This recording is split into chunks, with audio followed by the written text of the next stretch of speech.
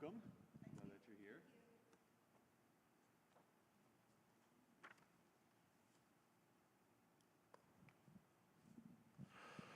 All right. Well, welcome everybody in the room. Hi, guys. And welcome to everyone who is watching this live and everyone who will watch it later. Welcome to Conversations on Christianity, where we have conversations on Christianity, the intersection of life and faith and all the things that God has for us in our life.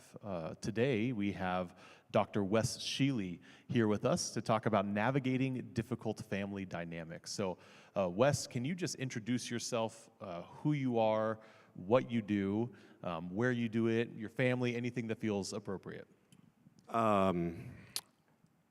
Let's see, where I am originally from Kentucky and went to the University of Kentucky for my undergraduate. I was originally a school psychologist in Kentucky and decided to go back to school to pursue my PhD.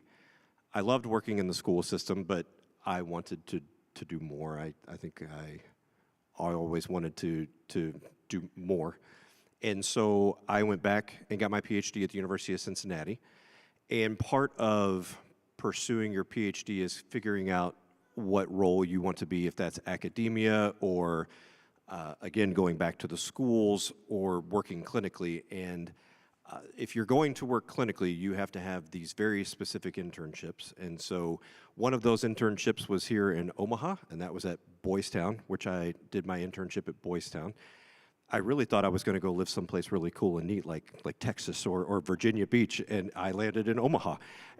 By choice, I absolutely fell in love with Boys Town, and they apparently thought I was half okay too.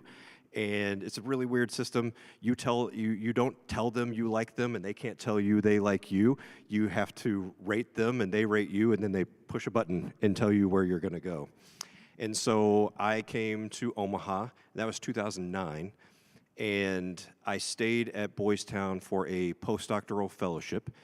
And most of that training was a lot of middle school and high schoolers. It was broad for the age of 2 to 19, but really not working with many adults at that point. And then I did a postdoctoral fellowship at the Kennedy Krieger Institute and Johns Hopkins School of Medicine in Baltimore. And it took about a month for my wife and I to figure out that we really hated living in Baltimore. And so we were either going to go back to Kentucky or Nebraska. And they're very similar. Nebraska and Kentucky are basically the same state. There's a big city, an hour away is the college town, and the rest of the state is farming. And so we had good friends here. My wife wanted to pursue her own graduate work, and so we came back to Omaha and been here ever since.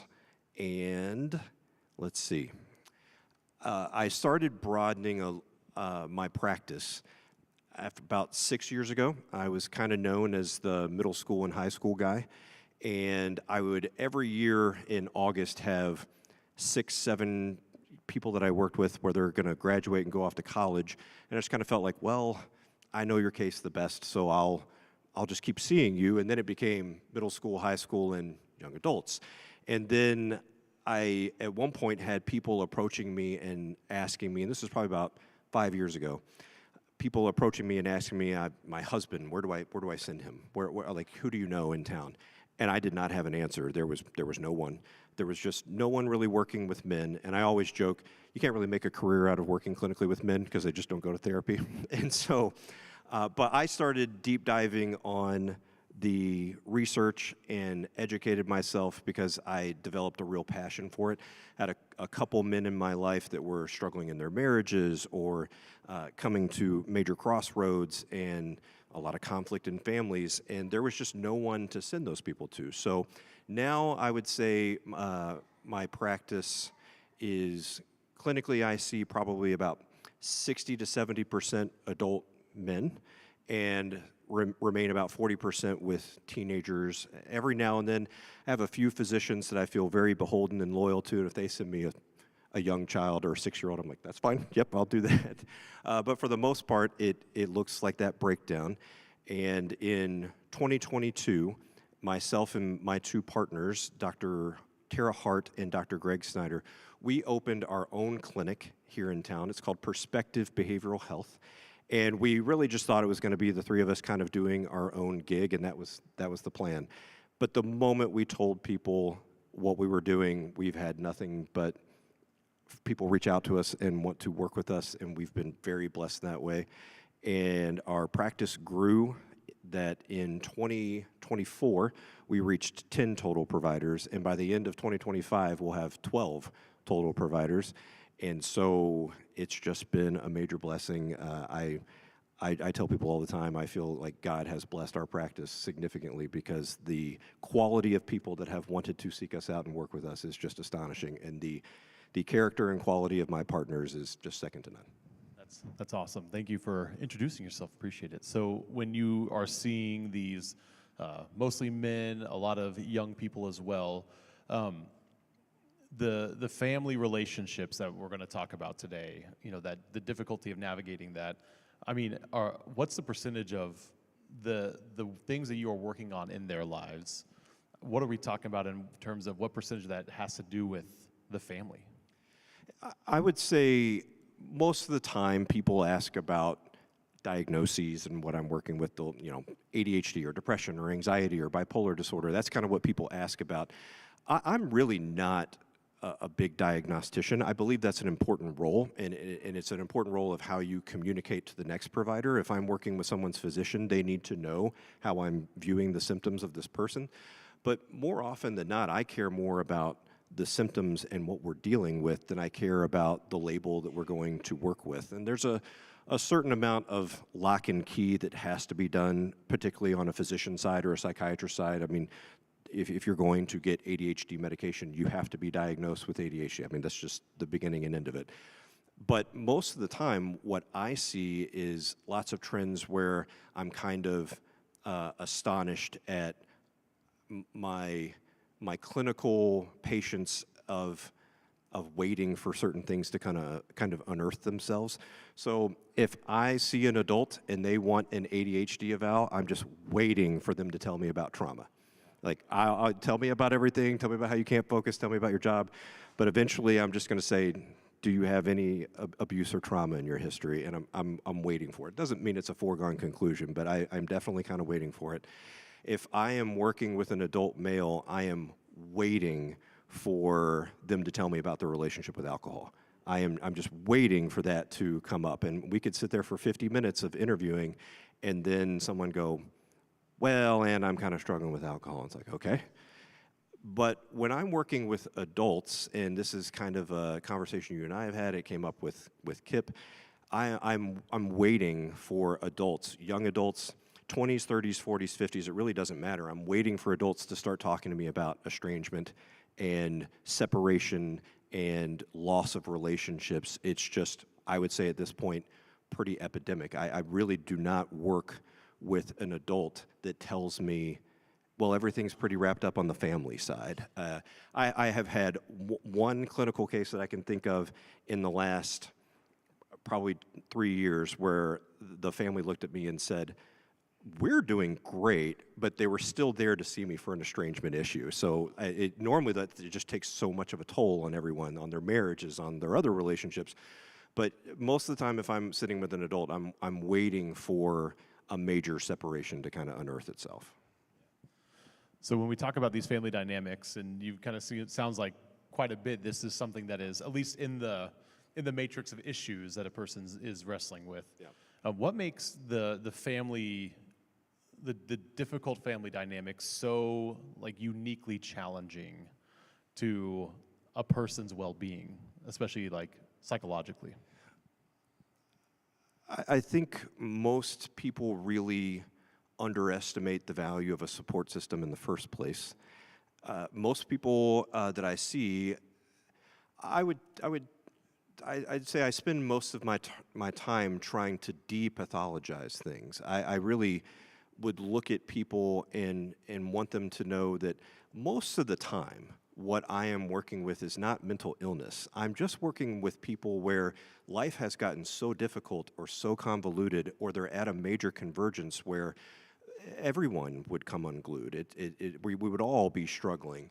And so I feel like people really underestimate that when you have a support system around you, that's just an amazing amount of support. We just live in a day and age where I can tell you from my own field, it's a big factor in my field that you're mobile. You should be able to move. If you want to progress up the chain, if you're a professor in one avenue and you want to get a better professorship, you need to be mobile. That's part of it. You and I had a few discussions when you came from Ohio, and it's just that is supposed to be kind of, or Illinois. Yeah. It's supposed to just kind of be understood. Well, if you want to take the next step up, you'd be mobile. And COVID did some weird things for people now where, you can work remotely and all this, but I think people really underestimate, one, the value of a support system.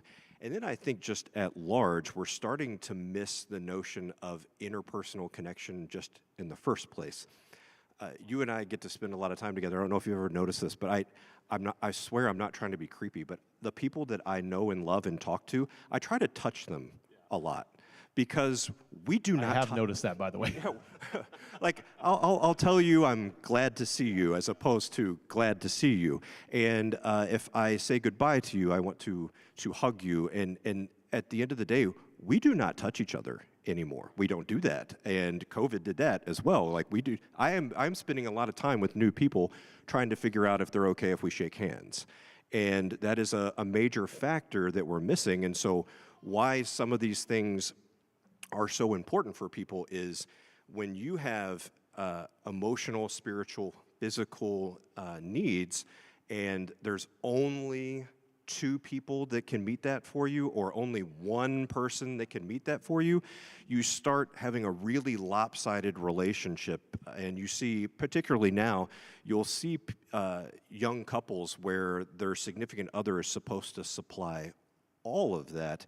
And we are beginning to kind of lose the notion of, well, I've got other avenues in order to be spiritually or emotionally fed, or just basic little things like we don't touch each other anymore, like, not at all. And I imagine that the role of like the internet and social media has also compounded that. Have you seen that in your practice? Yeah, 100%. So I think a big factor too is there's a real easy way that if you don't have a support system to go on the internet and find one, and whether that's a faux support system or not, but I think it was about 2004, and AOL chat rooms were kind of a big thing. This is not in your generation. You don't even know what I'm talking about. But there was these chat rooms. You could go in and talk to people. And I'll never forget, I was assessing and working with a young girl that had an eating disorder.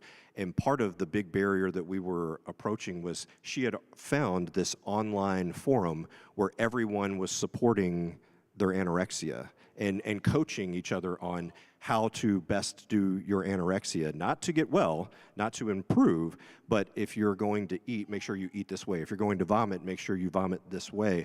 And so we were competing with an online support system where the support system around her was perfectly adequate, but she had elected to go find one where it would quickly erode anything, Yeah, I think this is a little side tangent, but I think that's really, that's a good insight, because I was just talking about this today with one of our pastors and our worship director, that in a world that is so disconnected, there are very few places where you can find a kind of multi-generational in physical in that way that you're talking about, like actually look people eye to eye and hear from them and experience what other people have experienced, hear their stories and gather them in a way that is actually personal, not disembodied, but actually is embodied.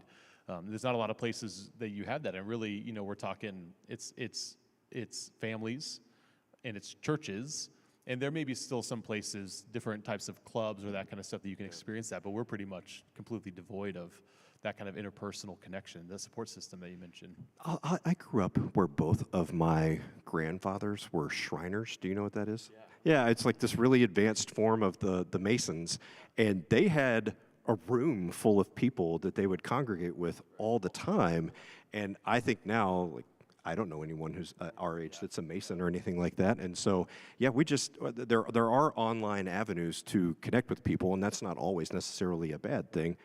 But it is always, to me, a very profound misunderstanding of it's not necessarily that you're not getting out of it what you said you were going to go look for, but you're not getting out of it what you don't even understand you're not getting out of it. You're not getting out of it these eye connections, these interpersonal interactions, there's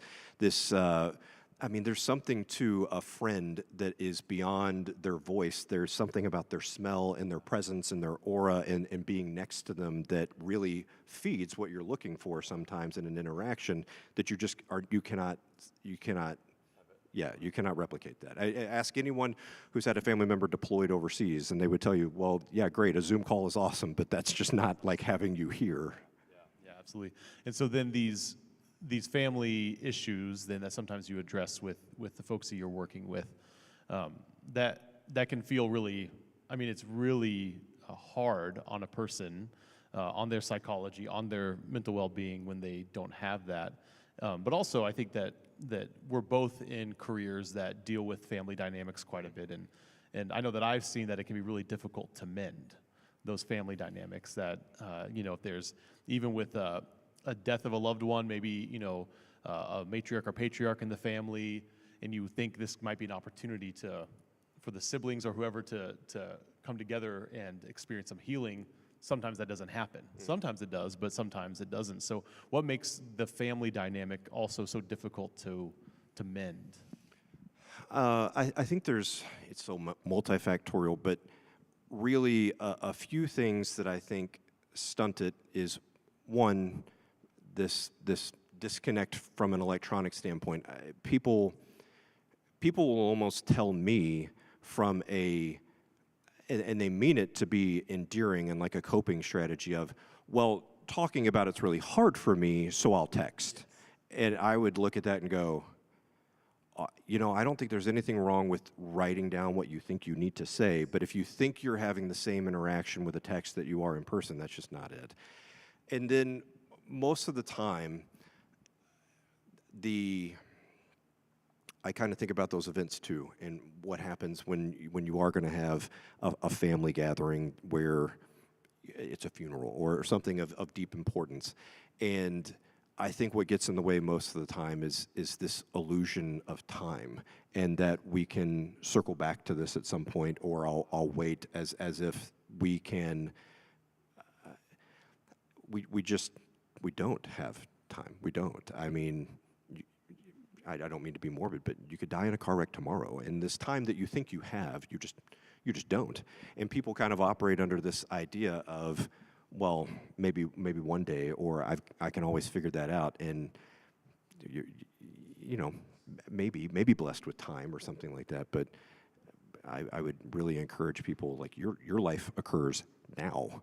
That's when your life is going on, and if what you want or need is something with somebody else, like, go get that now. Yeah, you and I have had a conversation before where we talked about time and distance are both luxuries of the modern world that complicate healing these family dynamics, because just like, even just you talked about that, the person that said that they can text it but they don't want to talk. I literally had that same conversation with a couple one time. We're like, oh no, well, we don't argue in person. We always text each other when we argue because it's easier for us to say what we need. And I was like, we have to stop that, Right. And so it's actually distance and time are a luxury that we have now that humans haven't had until 100 years ago. 100 years ago is even kind of being. That's pretty generous. Yeah, the notion of 100 years ago, families would have had a sibling that died at birth. They would have had real interactions with death and loss that, we just don't experience anymore. 500 years ago, it would have been absolutely out of the question that, the only way you made it work is if you all stuck together, and it was like family, blood is thicker than water. That was the only way that you got it done. That was, there was no option of move 100 miles away. You would have not only been relying on family, but you would have been relying on your neighbors and your community in a way that we just simply don't rely on anymore. And so, up until about 100 years ago, everyone would have been dealing with loss very significantly and very frontal in their lives. And then, yeah, about 500 years ago, you would have had a role with people where excommunication or some sort of estrangement that's just not the option. Like we were like, and if you were going to mend it, the interactions were so much more plentiful that I dated a girl one time, and we dated for 6 months, but it was long distance. I would say on paper we dated for 6 months, but we really only dated about 2 weeks. It only took about 2 weeks to realize this is not a good dating relationship. We're not dating anymore. And so, yeah, 500 years ago, the abundance of interactions that you would have had would have either led to some sort of culmination or some sort of conversation, whereas that example that you gave with the families is a good one, where like, does it take someone to die before we're all going to get together? You know, anymore, there's just lots of colloquialisms that we just don't do anymore. When's the last time you went to a family reunion? A long time ago. It was a long time ago for me. I think I was 12. We just don't do those kinds of ideas anymore. And so it kind of takes a funeral before people are going to travel from Seattle to go see someone they haven't seen. So. Yeah, it's a lot harder to be estranged from someone when you have to go fetch water together every day and thresh the wheat together and when you have to work side by side right. day in and day out, and your survival depends on each other. It's a lot harder to be in argument and estrangement with each other. Really, and the value of that interaction is where I think we don't understand what we're offering to each other. If 500 years ago we're in the same tribe and you bring water, it's not you got me a water like Erik got me a water. But you would have been the bringer of water. I would have looked at you in the eye and said, thank you. And your reinforcement to stick in the relationship would have been different. And I would have been very glad that you brought that water. And you would have been very, very thankful that I had killed the deer or something like that. And that reciprocity of what we offered each other would have been so much more depth that, I mean, we would have had more of an interaction in you on that day-to-day bringing me water than most of us have I mean, you know, how often when you're driving on Dodge do you like really give somebody anything past like a kind of idea, you know, like, cool, so thanks, man, thanks for letting me into merge or something like that, as opposed to like, you really offered me something so that I can get to work, and you know, that's not our interactions anymore. Yeah, that's really interesting. And so I think with all that in mind, because it kind of identifies some of the problems and I think luxury is a good word for estrangement, even in a sense, or having difficult family dynamics in some sense is a luxury that we get to have. And it's complicated with all these things that we just weren't able to do that, you know, like you said, 500 years ago. But I'm curious to kind of get to the nuts and bolts of it. So in your practice, when you're dealing with these kind of family dynamics, what are some of the most common difficult family dynamics that you work with day to day? So I'm going to make some people real angry with these answers. Please know this is anecdotal from my experience, but there's also research to back these things up. And I don't mean to talk about these things flippantly. I mean to say, I mean, there's so many jokes to be had with some of this stuff, but I do see this, and I do see these things being very important in people's lives. But some of the dyads that I see in relationships that are constantly showing up, or maybe not constantly, but consistently showing up, is some of the things that are like these old tired jokes, but mother-in-law to daughter-in-law is just almost always a consistent barrier for people. I think there's something in, you know, the last 10,000 years of humanity of this is mine, no, this is mine, and that conflict that occurs there.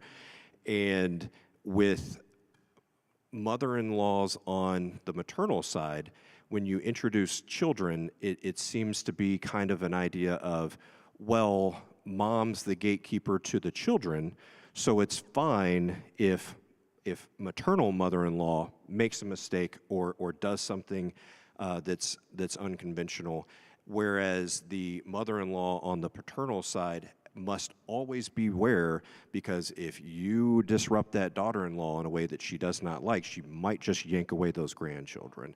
And I don't think anyone ever explicitly says that. I really don't see families where they're like, if you mess up, I'm taking these grandkids away. But I think that unspoken nuance is kind of persistently there of, well, I can if you're a mother, you can interact with your daughter's children differently than you can interact with your son's children. And again, this is not for all families, but I do see this pretty consistently. And for the daughter-in-laws, I think there's this certain amount of, I have to safeguard what I now have.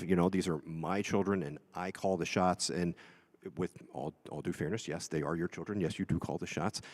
But this element there of everyone's kind of in this odd standoff of, are you going to do it my way? And kind of questioning, and they're already uncomfortable, as opposed to showing up like, oh, I mean, if we make mistakes, there's going to be grace. Like that element seems very dangerous when it comes to mother-in-laws with daughter-in-laws. And so do you think that comes down to, I mean, the phrase or the word that I think of when you talk about that is competition. There's a little bit of competition. Do you think that's an accurate word to use for that dynamic? I don't know how. I definitely feel like if you were to get a couple really, really honest mother-in-laws, both the maternal and the paternal, I think that's where I would say competition starts becoming a very valid word. Like, well, when are we going to do Thanksgiving at my house? Or when are we going to do Thanksgiving at my house? Or when are we can just do Christmas on a different day. Yeah, that's cool, but you're doing Christmas at their house on Christmas Day. Like, I think that feeling becomes very valid. I think it's competition amongst those mother-in-laws and daughter-in-laws too. I just think it's actually really hard to get people to talk openly about what they feel like they're competing over, because I'm so blessed with so many good relationships. But I mean, the moment you said like, well, my mother-in-law and wife are really fighting over me, they're gonna laugh and they're gonna go like, no way, like you're not the prize, But I think that real estate of, but this is my baby boy, and that real estate of this is my husband is just kind of an element where I don't know if I think competition's the perfect word. I definitely think you start seeing the sets of in-laws being like, hey, they've watched them 3 days, we've only watched them 2, and they gave them, you're going to go on vacation with them, when are we going to go on vacation with you? And there starts to be this gripping of the toothpaste bottle that only makes stuff start spilling out of it. So competition's probably accurate. Sure. But maybe a little too on the nose. Maybe. Right. Yeah. Like, I don't think anybody thinks they're choosing up jerseys, but it Right. definitely gets that way Yeah. if you can stand back and watch it. Yeah, and I can imagine how that might feel if you are a couple with several kids and you are experiencing some of that push and pull, and maybe husband and wife don't quite know how to navigate that. And if they feel strongly about certain things, I mean, that can be pretty complicated. Yeah, I think too we've had a big shift of egalitarian relationships in 2025. This notion of like we got to keep it balanced and equal, and balanced and equal is really great. But when people kind of naturally fall into certain roles, when men carry certain roles and women carry certain roles, and we kind of have a day and age where we really want to indict each other for those roles, anymore with like modern feminism, if a woman said like, I think I'd just like to stay at home and be a stay-at-home mom, a lot of people would have like a feeling of loss of, well, what could your career have been? And if a dad says, oh, I'm going to like stay at home and watch the kids, we have this natural loss of like, well, are you going to be comfortable that way? What's going to happen here? And so I think what ends up really occurring is we like a lot of ideas better than we can execute a lot of ideas often. And so the notion of, well, we'll just skip that or not talk about that or brush it under the rug, instead of deal with that like uncomfortableness with everybody, just saying something simple to someone like, hey, if you feel like you want to see our kids more, like that's fine. Like, just tell me, and like, we'll set up a time, as opposed to like revving that engine so hard of hey, and that just makes for a kind of a different interaction. So what else do you see? You talked about kind of the in-laws and that the complicated there. What are other some common difficult family dynamics? Again, particularly over the last 100 years, we've had such a shift towards egalitarianism. I see a lot of brothers scorned by sisters, and this feeling of my sisters are prioritized and I'm not. Very common if I see an adult male that they will feel like my sister's crazy and my parents just keep like signing up for all the crazy. And so some of that is things, again, that are very uncomfortable, that we don't like talking about, but the divorce rate is exceptionally high. And we have women initiating divorces way more than men. It gets above 90% if you have an educated, college-educated female. And so what are these women doing after they're divorced? We love to talk about a strong, independent woman, but what they're really doing is you have parents helping, and we have like a crazy high amount of grandparents reporting that they're taking care of their grandchildren and getting exhausted doing so. And then you have these brothers on the sideline going, well, you take care of my sister's kids all the time. When are you going to take care of my kids? When are you going to help out? And 100 years ago, probably even 50 years ago, it would have been pretty understood that your job as a son is to take care of your sister. Like, that is supposed to be your role, very baked into the bread of you're supposed to go take care of her. And we don't have a lot of this notion. I mean, when you start talking egalitarianism and you have these men that go, well, this isn't fair. I had to, whatever. Again, a very common theme I see is like, I joined the military, I made my own way, and she just is on divorce number 2, and you guys are like, yeah, let's find you a house. And I think that goes across the board. I don't think it's very fair to always pin it on these sisters or anything like that, or always on divorce. But I do think that the idea of I made my own way and she didn't, instead of saying that with pride and offering something out there of like, I'll help too. What do we need to do? And then how someone reacts to that disparity also really changes things. Someone, if there's this kind of infamous study about if you ask husbands, if somebody comes in and they're going to threaten someone, and you ask husbands and you ask them who's supposed to die here, what do the husbands say? Probably me. Yep, I'm supposed to die. If we're going down, I'm supposed to die. When you ask the wives who's supposed to die, what do the wives say? Probably the husband, I imagine. The husband's supposed to die, right? Now, it's very different. If someone came into my home and said, all right, dude, pick. Someone's got to die. And I go, well, obviously take me. And my wife goes, yeah, take him. Right. I would be like, what? What happened here? Now, if my wife said, I would never deny you what I know is your role, and we will miss you, and I will make sure that your children know who you were and what you did for us. Mm-hmm. Oh, sign me up. I'll take it on the chin right then and there. Yeah. That doesn't bother me at all that she thinks I'm supposed to go down. So if you have this brother and looking at this sister and she's getting help, and the reaction there is, well, I'm a strong, independent woman, and they're like, am I taking crazy pills? Like, I just saw dad move you and you didn't move yourself. And like all this kind of reaction and jealousy, it turns into, I just see a lot of brothers that feel like their sisters are gifted all kinds of grace when they were made to do it independently, when 100 years ago we would have all said, yeah, that's how it's supposed to be. Right. Like, of course. Yeah, interesting. So let's drill down a little bit more as we talk about not only these but other dynamics which may come up later. Let's talk about some common themes that you see in unhealthy relationships, these unhealthy family dynamics, these difficult family dynamics.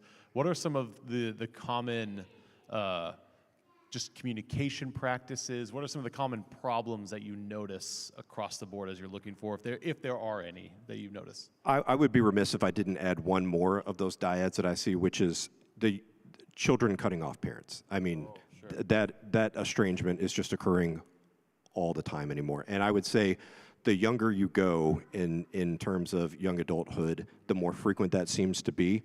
And there's really interesting research that even says that people have cut off their parents and their parents are still paying for their cell phone bill. Wow. And it's like up to age, I think the average age of when a parent stops paying for a cell phone bill is like 36. So you might very well have this 25-year-old that says, I moved to New York and I'm making it on my own and doing my own thing and I'm not talking to my parents, and the parents are paying for their apartment and paying for their cell phone bill. And yeah, it's very acute how many adults that I work with where they are very apt and quick to cut off a parent or probably both. So I know we were going to transition there, but I wanted to make sure that I mentioned that because I see that, and I see that a lot. No, thank you for adding that. So now talk to us about these themes that you notice in the different difficult dynamics. What are some kind of common marks of those unhealthy relationships, the unhealthy dynamics, the unhealthy communication practices, that kind of stuff? I think one, I think the number one most lowest hanging fruit, and we've talked about it, is this tendency to text or email as opposed to actually talk in person. There's just, you're just never going to convince me that this conflict is best managed through text. Like, that's just not a good idea. But some other barriers that I see, one, distance. I mean, yeah, like if you were frustrated or scorned, and you needed to make a meaningful gesture of, I want to talk about this in person. My family's in Kentucky, and if my mother was upset and she flew here and showed up at my door and just said, I really think we ought to talk, I mean, that's like a $700 ticket. And if I'm upset, now she's got to go get an apartment. I mean, that gamble becomes less and less occasional and easy to do. So that distance is really hard to overcome when it's just exceptionally easy to click out of a Zoom call or to stop texting or to end a phone call. Those are just really convenient. Those are just really convenient ways to abruptly end an interaction, whereas in person it's much harder. I mean, you're almost kind of making a scene if you're going to walk out of scooters after you're talking to someone and it starts getting heated. But some other barriers that I see, again, that kind of fallacy of time and that illusion of time. But some barriers are. One, I mean, society makes it pretty easy, too. If you, again, there's those online places, but I mean, there's also other things that we would describe as good things. If your mother-in-law were the person watching your children 2 days a week and you wanted to be scorned and stop speaking with her, well, there's daycares on every corner. I mean, everywhere.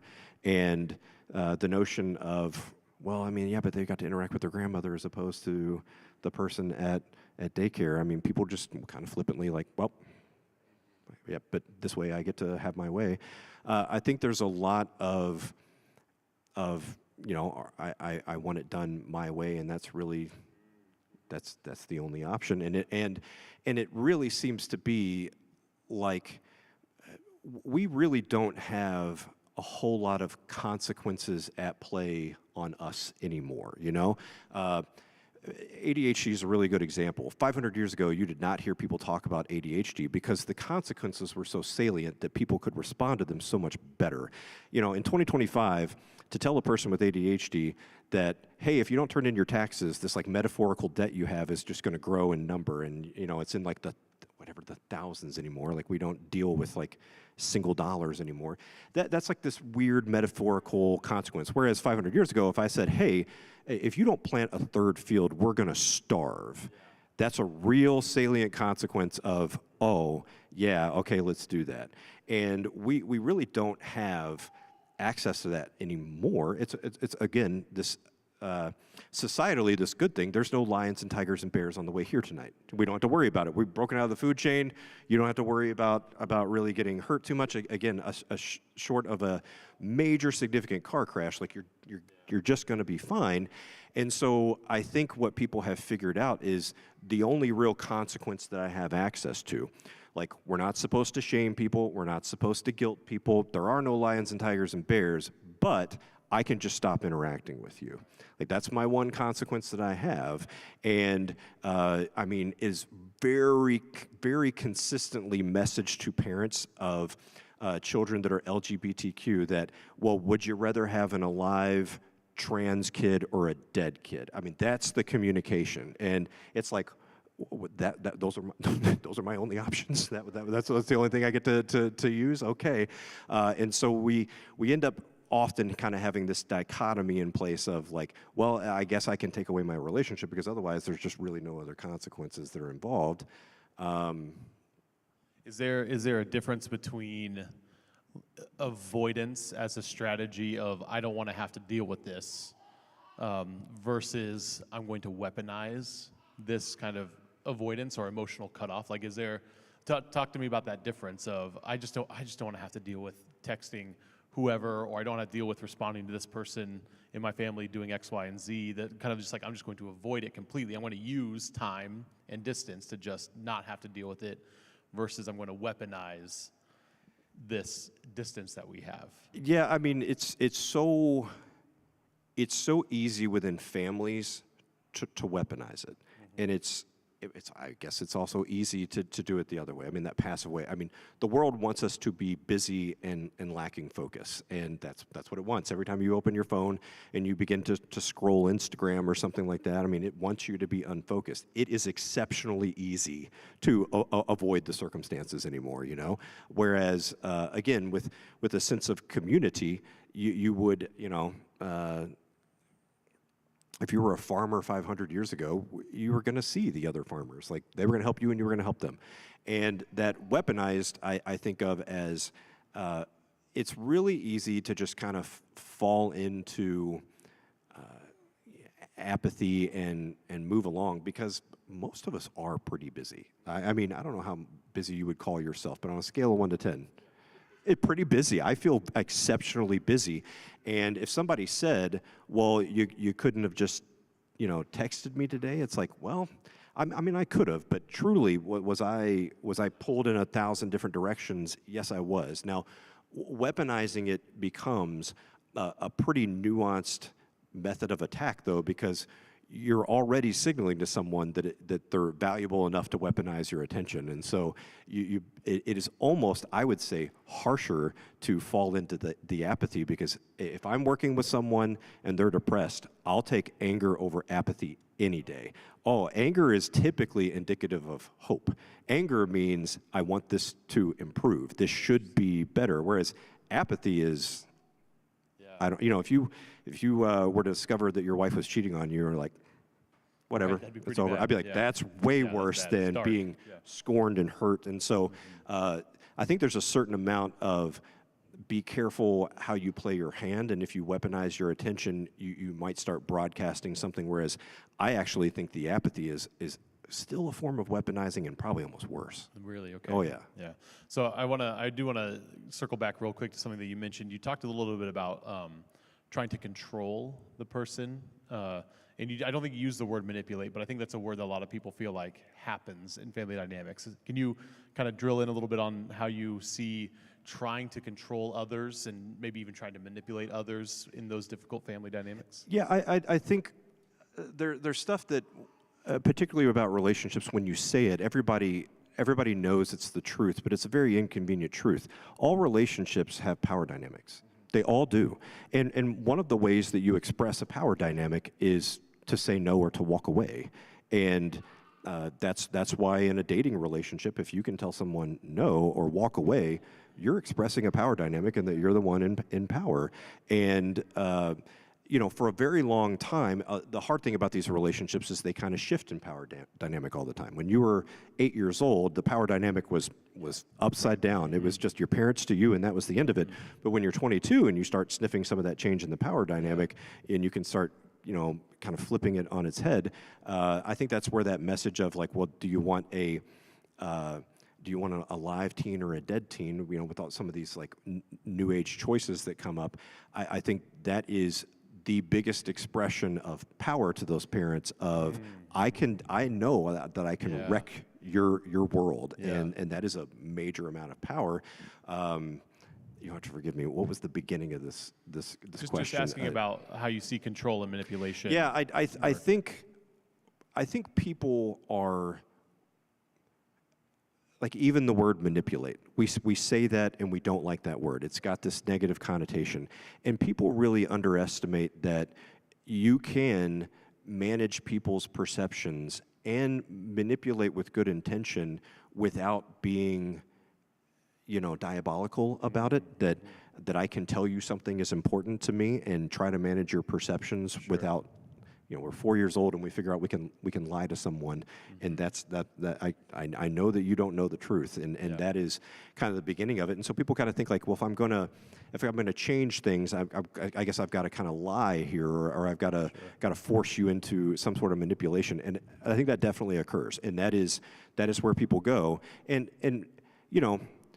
part of this estrangement too, I would have to concede for many people is, it's not always a bad thing. I mean, there's many relationships that are done and over with that, I hate to say it, but some of us are buttheads, and we need to stop being buttheads. And so, if someone's like, dude, either change or my kid's not going to be around, it's like, well, yeah, I mean, you're manipulating me, but it's also like, stop being a butthead. Like, we got to do that too. And so, what you'll see is people using these dynamics to manipulate, and I think no one ever pulls us aside and tells us how to manipulate healthily in these good ways that are actually real effective. But and that's the difference between me just because I'm a jerk and I want my wife to agree with me on X, Y, Z, using guilt trip or whatever to try to get her to see things my way, or get her to just submit to what I want, and having a conviction about, I do believe strongly this is how this situation should go, and I am going to try to convince you to agree with me.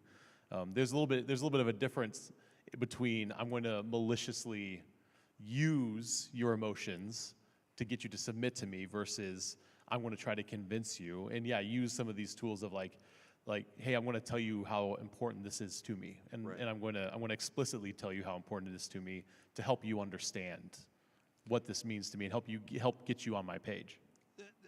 We've got a major tendency as human beings to not say what we mean, but to say what works. And so if you believe that telling someone something important to you is going to yield you no results, you'll start doing something else.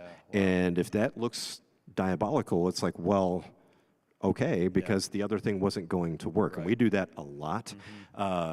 Very rarely will you ever see a wife or a husband approach the other one and go, I just wish you'd tell me you love me and that things are okay, and kind of hold me for a minute.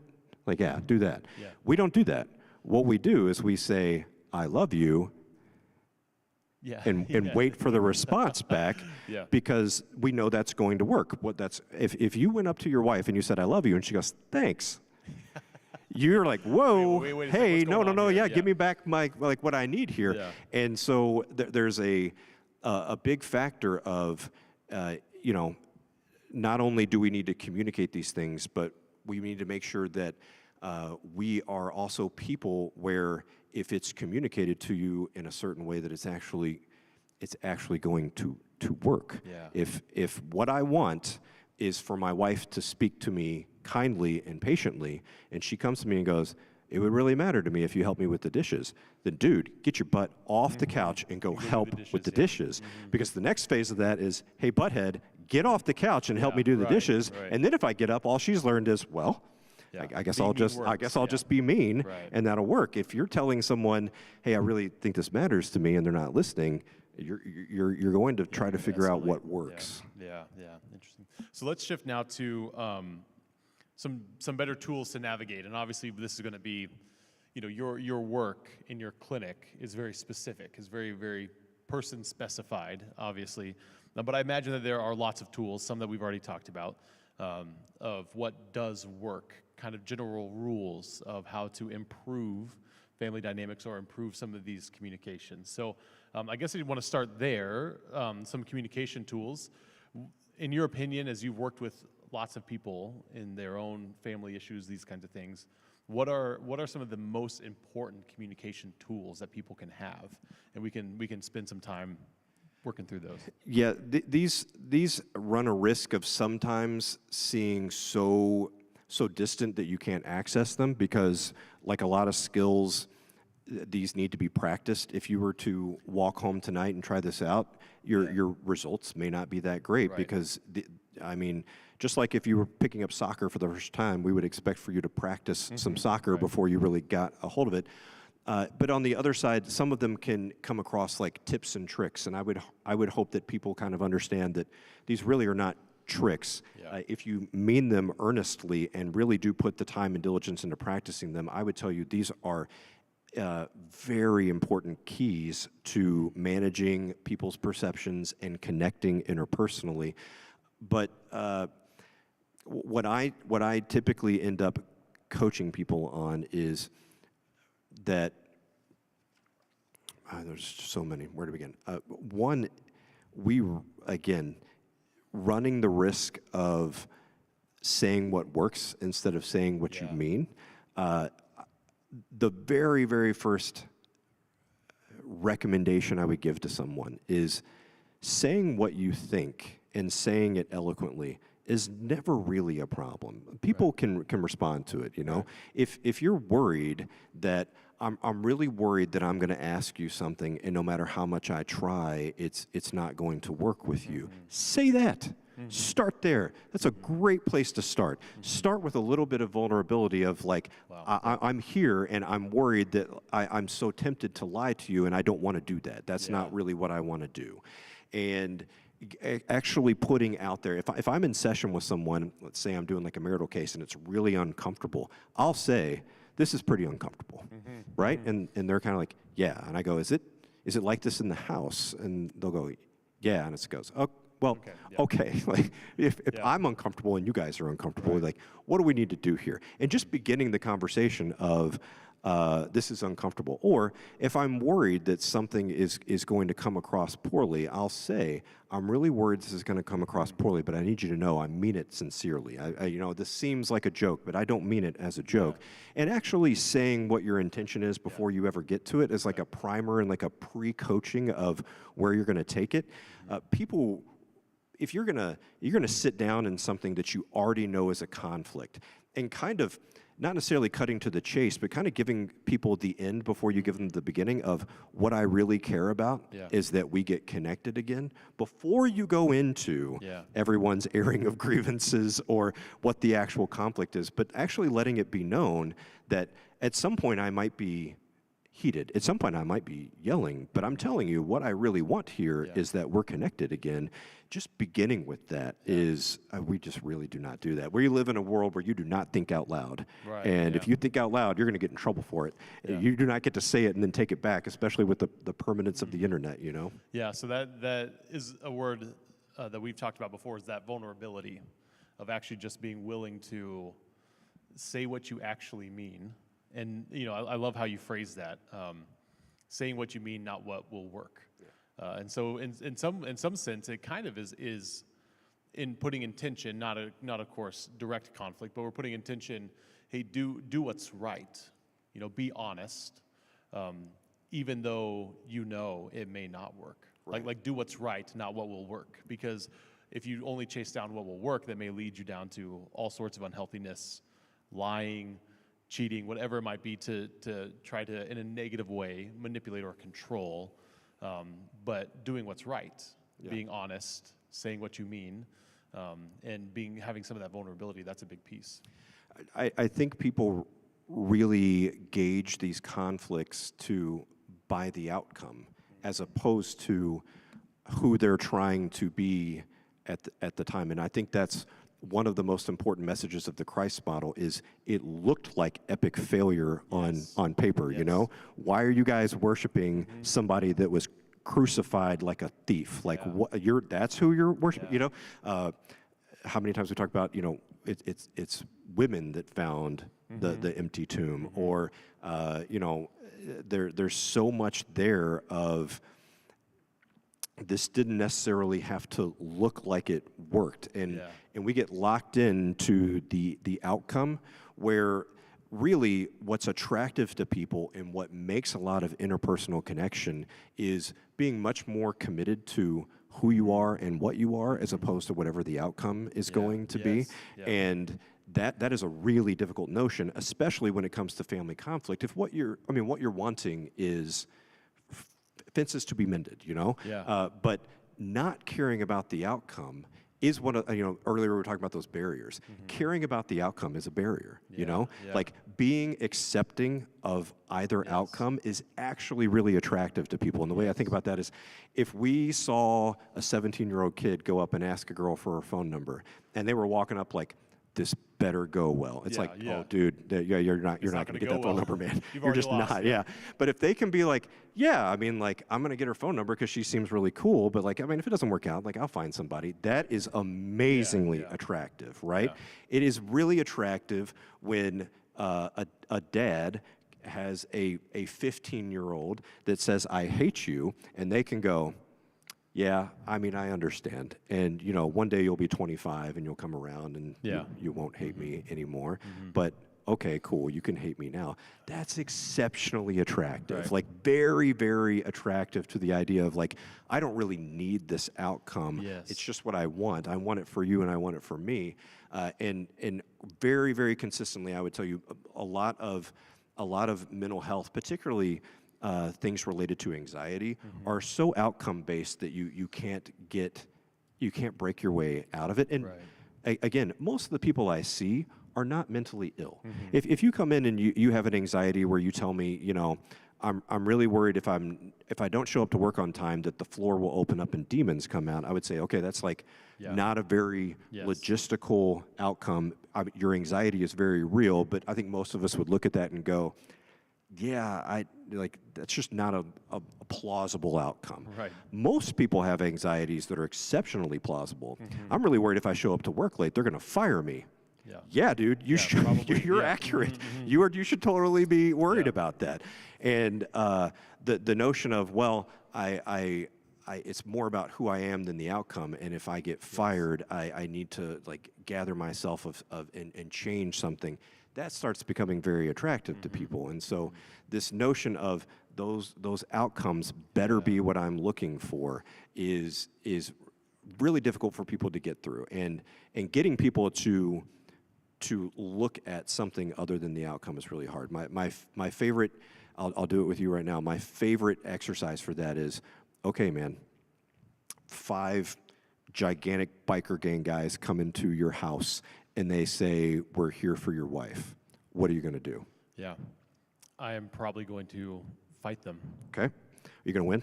Probably not, no. Nope, you're not going to win at all, right? It's not John Wick. You're not going, I mean, I like Erik a lot. You might get a good shot in. Remember, one of them might lose a tooth. But like, you're going down. And in reality, they're probably going to hurt, if not kill you. And they're probably still going to take your wife. I am not trying to be morbid, everybody. I'm not trying to put this in a bad spot, but the outcome there is completely unavoidable at that point. Would you ever I'm still going to do what's right, though. Would you ever look at them and go, well, guys, logically, I'm not going to win this fight, so I guess take her, and I'll live to fight another day. Absolutely not. You're not going to do that because who you are is, I would not be able to look at myself in the mirror if I just let you walk out of here. Like, I can't do that. Who I am is, I'll go down fighting if I need to. And we start approaching these conflicts, and we start getting too wrapped up into the outcome and missing who we are, and that is the ultimate Christ model. I mean, he's on the cross, not forgetting who he is. Yep. And psychologically, I can tell you, torture is a stripping of who you are. Like, that's what it is. You think you're tough, we will show you you're not tough. Yeah. You think you can hold out, we will show you you could not hold out. Like, we can really torture somebody and get them to remove all aspects of their personality. And that Christ did that on the cross and kept who he is. In the middle of a conflict, keeping who you are is insanely more important than the outcome. Yeah, there's a Christian psychologist, Dr. Henry Cloud is his name, and I'm sure he didn't make this word up, but this is where I heard it, and he uses the word differentiation is the word that he uses, where he talks about you as a person have to be able to differentiate yourself. You as a person are different from the outcomes that you experience. And it's exactly what we're talking about, that there are going to be some people, you know, if you're having a conflict with somebody, that they are not going to see eye to eye with you. You know, they just won't. And at least not right now, at least not in the foreseeable future. Like, chances are they're not going to be there with you. But yeah, what you talked about, if you can't understand that you as a person are different from that particular outcome, it is going to paralyze and control you. Right. You know, which is exactly what we talk about with, it's very similar to how we talk about sin in the life of a Christian. That at the end of the day, you are in Christ, and so your sin does not control you. Yes, you sin. You are going to sin. You can't control that outcome, but that doesn't change who you are in Christ. Right. And there's a great sense of maturity and a great sense of personal transformation that can happen when you can get to that point. But it can be very difficult with family because you're so you love and care for your family, and especially if they are a support system, it feels very threatening.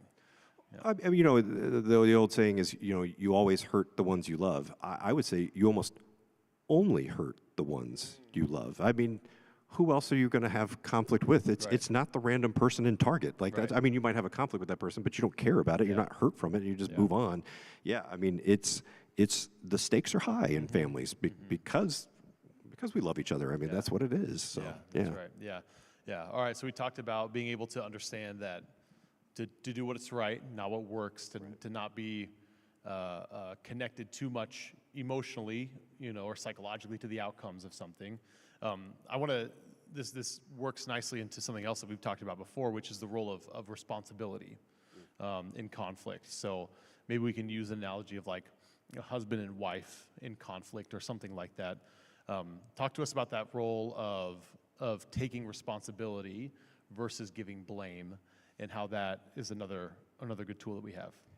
We've got a culture that really loves blame. I mean, you know, if Alabama football goes 0-10, someone's getting fired. You got to blame somebody. That's kind of what we do, and blaming's kind of this retroactive X's and O's of okay, well, who did what, and responsibility. You know, you may have absolutely no blame. I mean, again, like the Christ story can't get any better because he was blameless. And so you may not have any blame, but you're willing to take the responsibility of it. And I think that when you are willing to wholly take responsibility for something, it has a kind of a natural reaction for people. So I know you and I kind of talked a little bit ahead of time about like apologies and that kind of thing. So if you were to approach someone, I had someone do this to me one time, and they were apologizing, and they go, well, I want to apologize for my part of it. And I go, oh, okay. And then when they were done, it was kind of like, now you go. And I just, your brain has really natural reactions to certain things, right? You're going to protect yourself against that kind of thing. I mean, and you just can't avoid it. Now, if you can be aware of it, you can monitor, satisfy, do what you need to do, you know. But if I tell you don't think about a purple lamp, and the first thing you do is you think about a purple lamp. When this person said that to me, the first thing I thought was like, screw you, buddy. Like, what are you talking about? I'm supposed to like grovel to you? What are you talking about? Like, you somehow earned it now. Okay. But again, you can't avoid this. When someone has a pure intention of taking 100% responsibility of something, we kind of have a natural reaction of not wanting them to have to do that. You know, if Tom Brady loses a football game and gets up and goes, yeah, boy, our O-line really sucked tonight. It's like, all right, well, Tom, I mean, you know, you messed up that one throw or something like that, right? Somebody gets up there, they're just complaining about the refs. It's like, well, dude, there was a whole game, you know? But when Tom Brady gets up there and goes, this is all on me. I should have had the entire team prepared differently. We should have interacted with the coaching staff differently. This is not going to be how this goes in the future. We all kind of have a natural reaction of like, well, I mean, you know, dude, the O-line didn't do you any favors. Like, come on, like, not that big a deal. And so when you approach someone and you are strategically willing to take all the responsibility, and I'm not saying all the blame. I'm not saying that you're supposed to just go fall on your sword for something that you did not do. But when you are willing to be responsible for whatever goes on in the situation, people have a pretty natural tendency to want you to not have to take all of that responsibility. They kind of have this reaction of, you know, you show up and you go, I can't believe I let that go that way. I'm so deeply sorry. That's not what I ever wanted. You kind of have a natural reaction to go, well, I mean, you know, I probably could have done something different too, you know?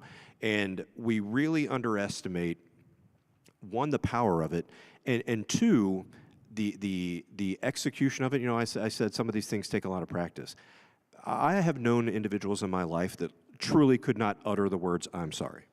I have known people that have had barriers and they have messed up and they just can't eke out the words, I'm sorry. I'm sure you guys have known somebody like that too. So there is a certain value in I can eke out the words, but beyond that, I would also say there's a wholly different form of apology when I have done something and I'm willing to take responsibility for it, and I'm willing to take responsibility of it for you. Like, I want all of the pain to be gone from you, and we tend to do these back and forths of, you know, hey, I'm really sorry about that. And how, I don't know, man. I'm sure you've messed up with your wife before, and you go to apologize. Is she always ready for the apology? No. Not always, right? You go up and you can say, I'm sorry, and then she's like, well, you know, whatever, I don't want to talk about it. And you're like, well, I said I'm sorry. Yeah, right. You're like, well, okay, you know, yes, you did eke out the words, but really, when you're truly apologetic and you're truly willing to take responsibility for something, what you're doing is perpetually opening the idea of, I'm sorry right now, and even if you're not ready, I'll be ready when you are ready. And that version of an apology that kind of incorporates an open-ended invitation of, you can come cash this in whenever you want to. And it's again, very attractive. If that 17-year-old asking for a phone number went up to it and said, hey, can I get your number? And they were like, no, you can't have my number. And they go, you know, I'm kind of shocked. I really thought we'd get along great. Hey, I'll tell you what, I'm going to be going to prom anyway. If you change your mind and haven't asked somebody, like, you should totally call me. We would all sit there like, there's a couple ladies that went like this. Like, we would all be like, nice. Totally. Okay. Now, I don't know if that girl's going to change her mind and give you a number. But I do know you've probably done the most likely thing where that person is going to potentially change their mind and give you that number. If you're approaching a conflict and you start with, well, I'm sorry for my part. Now you go.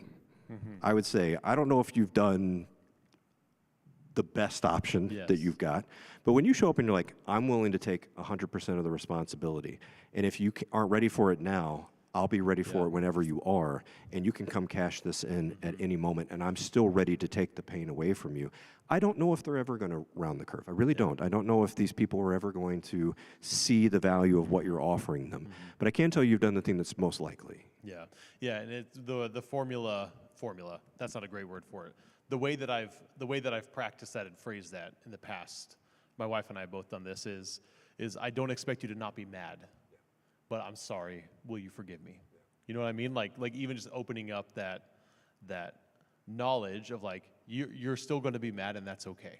I'm okay if you're mad about this for a while. I don't expect you to not be mad right now, but I'm going to take responsibility. We also do that with our kids sometimes as well. You know, if we do something wrong, we'll be like, hey, it's okay that you're mad at me. I did this, it was wrong, I'm sorry. Will you forgive me? And most of them, they're like, sure. Like, okay, fine. You know what I mean? And like, they're a little bit, don't quite have that social, you know, that you talked about, where if you take full responsibility, they're like, oh, well, you know, the kids don't quite have that yet, but little kids at least. Well, that's how we formulated it, is like, hey, I don't expect you to not be mad, but I am sorry for this. I think, again, people really underestimate how that greases the wheels in a conflict, you know? You started with like, okay, maybe framing this around like a married couple. Right. Like, here's what it would look like to take 100% responsibility for something that you have absolutely nothing to do with and really open the doors for someone. If my wife came to me and said, you know, I'm really worried I can't shake this feeling like I think you're cheating on me. And I just go, well, factually, that's incorrect, and I walk away. Right. I would say I've still got a big problem.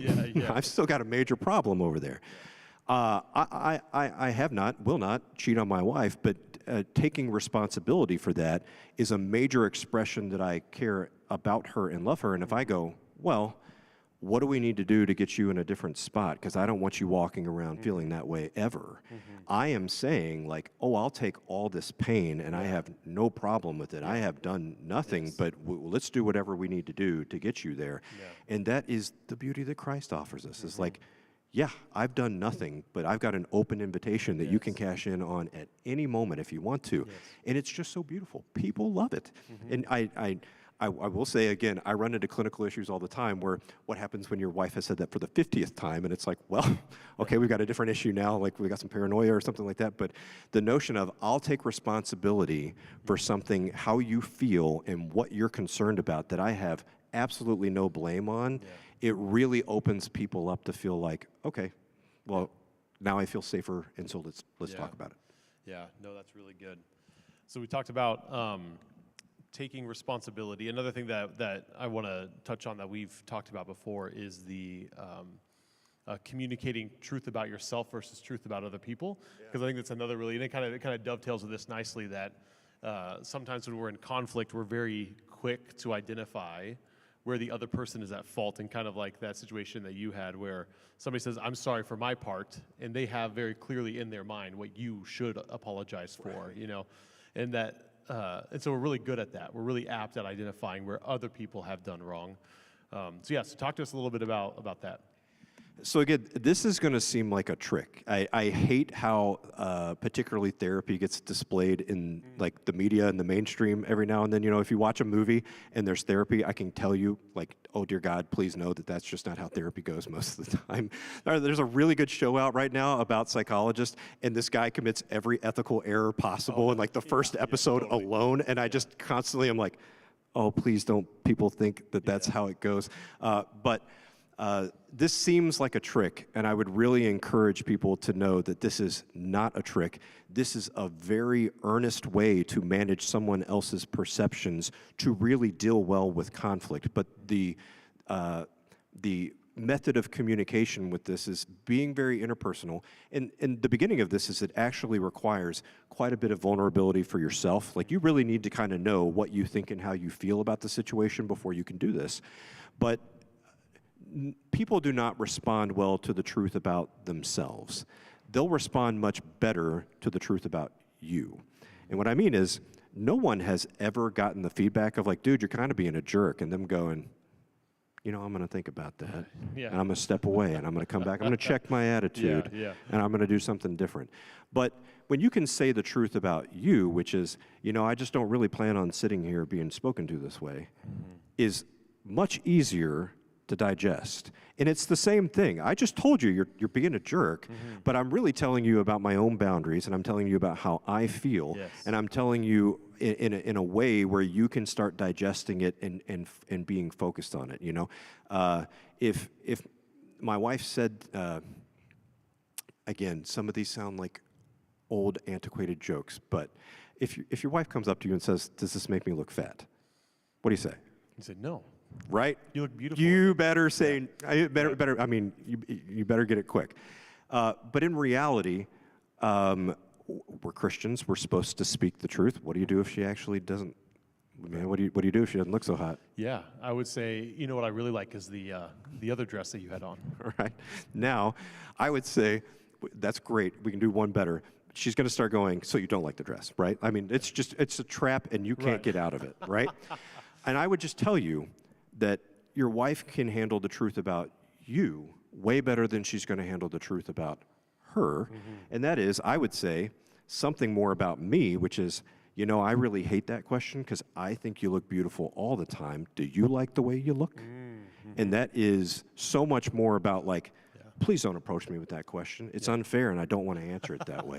Because it is. I don't want to answer that because truly, I mean, how many husbands would say, I really do believe you look beautiful? Like, dude, how often do you look at your wife and you think beautiful and she thinks this is wretched? And you're like, well, you know, You go, too bad. I really wish you'd listen right now. But so when you can say the truth about you, which is, you know, I really hate that question. I worked with a young man one time, and he was 17, and he was a senior. He's about to graduate, and he had a freshman brother, and they came from a just absolutely horrendous background of parents with drug abuse and abandonment and all kinds of stuff. And brother just played video games all the time. This kid was pretty social, had a good social group, all this kind of stuff. And he wanted his brother to stop playing video games and get some friends. Pretty great goal for a senior in high school, you know?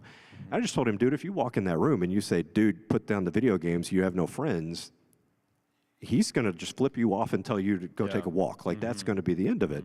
But what is it that you really want here? And we talked about it, and he was a great patient. You know, I tell everybody, I only really need you to be honest when you come in the room, and I can do everything that I need to.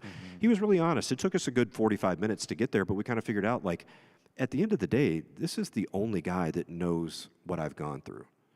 Like, he's the only other one in the world that knows how I feel and what's been going on. I can't always tell all my friends about my mom's meth, and I can't really tell all of the girls I'm dating about why my dad is not around, but this guy I can. And what I really want is for him and I, like he and I, to have a connection. I want us to have a relationship. And I said, if you walk in and you go, hey man, it really matters to me that you and I are connected. Are you willing to come out with me and my friends on a Friday night and do something with us? Is such a better approach. And it's not this devious manipulation. It's indeed manipulation. If you're like, I am, and if his brother said, are you manipulating me right now? I would tell the kid to go, absolutely. Yes. I am totally trying to manipulate. I want you to come out. I desperately want that. That's such a better way than just coming in hot with like, dude, you play too many video games. It's a fact. Yes, absolutely. He was not wrong. It just wasn't going to make that kid feel safe enough to go, okay, yeah, maybe the video games are a bit much. Yeah, so we got a few minutes left. I want to talk about these tools that we had. Let's go back and kind of revisit some of those major patterns that you see, the in-laws, the sibling rivalry, the generational estrangement and that kind of stuff. I imagine that there are probably people who are listening to this, who are watching this, who will listen to this, that have experienced something within those realms. Can you talk to us about how this, maybe walk us through a couple of like mocks of what this might sound like? If you have an in-law issue, what are some ways that you can take responsibility, say what you mean, you know, do what's right, not what'll work? Like, kind of talk us through some of these tools and how that can actually help those specific situations. So the theme of all these kind of mock situations, I would tell you, is there's a lot to be said about interpersonal interactions, interpersonal skills, vulnerability, but I would say the number one aspect, like the mentality shift that I would really encourage with all these mocks, is to recognize that if your vulnerability is meant to benefit the other person, that's what really is going to begin greasing the wheels. If you're being vulnerable and it's self-serving, I mean, if dogs can smell fear, just know people will smell that out in 2 seconds, you know? If you are being vulnerable and saying how you feel, great, but really the model, and again, that Christian model that we're supposed to follow is like Christ's vulnerability was for us. That's what it's supposed to benefit. So some of these mocks is, you know, if you have a family member that cut you off and you're looking at it like, how dare you cut me off, or you should change your mind, or like, why can't we just all get along, or can't we just pretend this never happened? I would encourage you that, like, I be careful, because I don't know inside of that if I think you've gotten to a point where you are wanting something better for them. And so if I'm reaching out to you and I'm texting you, am I doing it for me, or am I doing it for you? Yeah. Can I not handle this uncomfortability and this conflict, or am I really wanting something better for you? And that's really powerful when you can, again, I'll say this a little jokingly, like, I want you to come back to me because one of my personal values is I try to have my behavior and my guiding decisions be that, like, if I'm in your life should be better. If I'm associated with you and somehow, your life should be better. Yeah. If you're my client and I am working with you, your life should be better. If you're my wife, you should feel like your life is better. If you're my kids, you should feel like your life is better because I'm in it. And if you can really say to someone, I hate this for you. Like, I know the weight of what you're carrying around with all this sadness, and being disconnected from your dad is not good. I don't want that for you. I want you to feel like you can call us. I want you to not be carrying this around all the time. I always tell parents that are working with non-compliant kids, if you are going into it like, buddy boy, I will teach you how to listen, you've lost already. Wow. Like, they're just not going to get it. But if you're looking at them like, oh, that sucks, I really wanted you to have your Xbox tonight. Like, I was hoping you would get to go out with your girlfriend on Friday. Like, and you can keep that, like, man, you know, that is a totally different method than, like, I am going to beat you over the head with grounding you, you know? Right. If you're texting someone like, you've made a bad decision, and I can convince you, and I am going to, like, ad nauseum make my argument because I know it's the right one. You know, if you're that right, you probably are accurate. But if you're that right, that means they have to be that wrong, and people don't like that. They don't feel good that way. And I'm not saying we have to cater and make everybody feel good, but I can say, if you come into it like, you know, I'm pretty amazing, and I work hard to be really amazing, and I want you to get to be around me because I'm going to enhance your life. I really want this for you. That's a completely different method. So if you're reaching out, you know, kind of executing the X and O's here, it's like, hey, we haven't spoken in a while. I just want you to know that I love you and I want a deep relationship with you. I want it for me and I want it for you. If you ever decide that you're willing to give me 5 minutes of your time, if you're ever willing to do that, I will take that up at any moment. I will meet you anywhere. If it's 1 a.m., I will go wherever we need to go because I love you. That is completely different than, well, you haven't brought the kids around lately. It's like, well, gosh, okay, yeah, no, I guess I haven't brought the kids around lately. Okay. And so it just is a method of, I really do want this goodness for you because if we're connected, it's only going to be good. If you have done something where you are truly to blame and you're at fault and you're apologizing, I would tell you, it takes a long time for hurt to fade from people. If you are a man that has cheated on your wife, there is a plausible path that they will trust you again. I'd say it's about years. You know, if you ask me how long, people can't do these because our brains only wrap around certain amount of timetables. But like, if a spouse cheated on you, and I said, well, how long would it take you to trust them again? It's like, well, I mean, after like a couple months, I would be like maybe starting to settle down. But okay, then my husband says he's going to go to happy hour with somebody, and your immediate like reaction is like, what are you doing? If that husband can look at you and go, hey, you seem like that's not okay. Like, what's going on for you? Like, am I putting you in a bad spot here? And they're like, yeah, I just can't shake the fact that like you're going to go somewhere and you're just going to talk to somebody. It's like, how about you do this? How about here's where I'm going to be, and you can come by and check. Just swing by. If you want to come up and talk to me and my friends too, like I'll even tell them it's like this is on me that she needs to come here and check. And if you want to swing by and see where we're at, you totally do that, and it's not a big deal. It's totally fine. And it's like, I don't need you to be okay with this. I'm still apologizing, and I'm still willing to take your hurt. Your spouse is probably going to be like, okay, maybe, yeah, I'll swing by.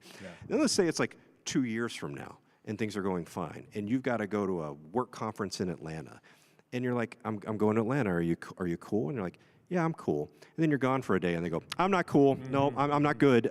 This is like, I want you to come home. And they go, I'll tell you what, why don't you get a ticket and like come here and like just come here? It's okay. Like, I don't mind. I'll be in a conference all day. It's going to be pretty boring for you. But, like, I mean, if you want to, why don't you come here? Yeah. And it's okay.